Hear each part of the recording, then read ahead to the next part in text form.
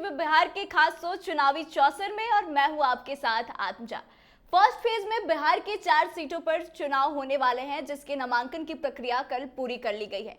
और बता दें कि इसमें सबसे हॉट सीट जो है वह नवादा है, जहां से कि 4 उम्मीदवारों ने नामांकन दाखिल किया है और 2 निर्दलीय उम्मीदवार जो हैं, जिसमें कि गुंजन सिंह का नाम है जो कि भोजपुरी स्टार है, और सबसे बड़ा जो नाम है वह राजवल्लभ यादव के भाई विनोद यादव का नाम है। इन्होंने नामांकन किया है और अब ऐसा माना जा रहा है कि जो बीजेपी के कैंडिडेट हैं, जिनका नाम विवेक ठाकुर है, और जो राजद के कैंडिडेट हैं श्रवण कुशवाहा, इन दोनों को ये दोनों जो नेता है वो काफी ज्यादा टक्कर देंगे। तो कैसा मुकाबला होगा, आखिर कितनी दिलचस्प जंग होने वाली है, यह जानने की कोशिश करते हैं और इसी पर आज चर्चा करते हैं। हमारे साथ स्टूडियो में मौजूद हैं senior journalist Saroj Singh ji. Sir, आपका बहुत बहुत स्वागत है।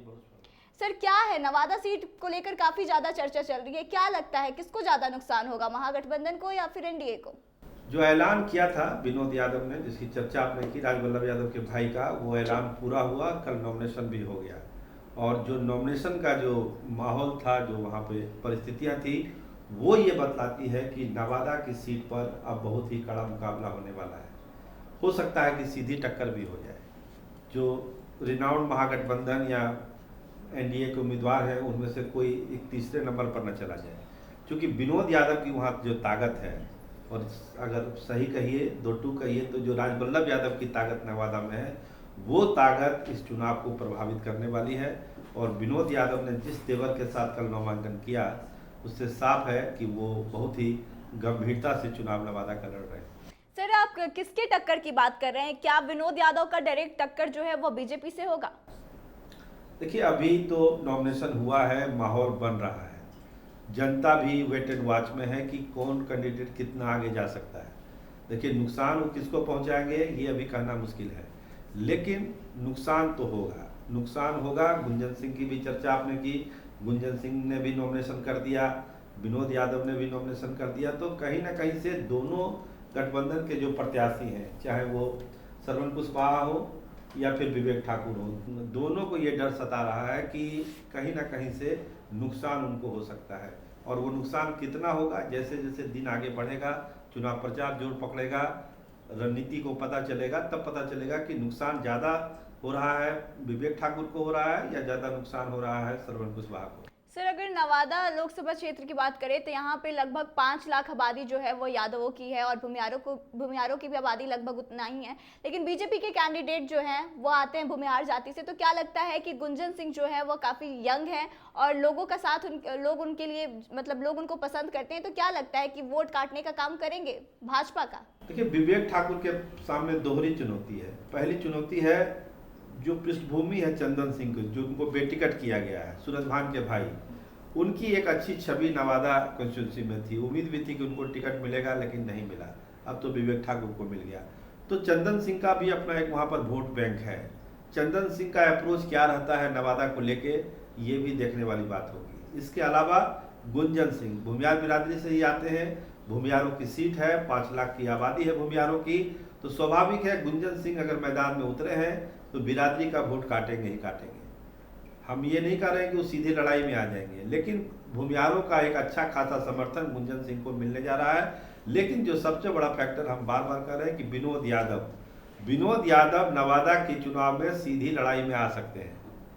एक कैंडिडेट जो श्रवण कुशवाहा है, अगर मोमेंटम नहीं पकड़ा, अगर पटना से सहयोग नहीं मिला, पटना का सहयोग मतलब कि राजद फुल फ्लेजेड अगर वहाँ पे समय नहीं दे पाई, तेजस्वी यादव समय नहीं दे पाए, तो वैसी परिस्थिति में श्रवण कुशवाहा बहुत आगे तक जाएंगे, कहना मुश्किल है। तो उसको जो रिप्लेस कर सकते हैं वो विनोद यादव ही कर सकते हैं। तो विनोद यादव के साथ यादवों का एक समूह है, राजवल्लभ यादव का नाम है, उनकी भाभी विधायक है, उनके बेटे एमएलसी हैं। पूरी जो विरासत नवादा में है वो राजवल्लभ परिवार के इर्द गिर्द घूमता है। तो बहुत हल्के में लेने की जरूरत नहीं है विनोद यादव को। विनोद यादव नवादा के चुनाव में बहुत सारे गुना भाग को प्रभावित करेंगे और आप जैसे जैसे चुनाव आगे बढ़ेगा, विनोद यादव एक मजबूत फैक्टर के तौर पर भाव। सर, मेरा आखिरी सवाल है आपसे कि चंदन सिंह वहां से सांसद थे, तो क्या लगता है वो किसको सपोर्ट करेंगे? क्योंकि कहीं ना कहीं वहां के लोगों की सहानुभूति उनके साथ है, तो किसका समर्थन वो करेंगे? डर तो है चंदन सिंह का टिकट मिलने का। वहाँ के लोगों से भी बात करेंगे तो चंदन सिंह के लिए एक सहानुभूति है। हमने कहा ना कि अभी चंदन सिंह को तय करना है कि वो क्या करेंगे। वो बागी तेवर अपनाएंगे या फिर जो एनडीए के कैंडिडेट है उनको सपोर्ट करेंगे।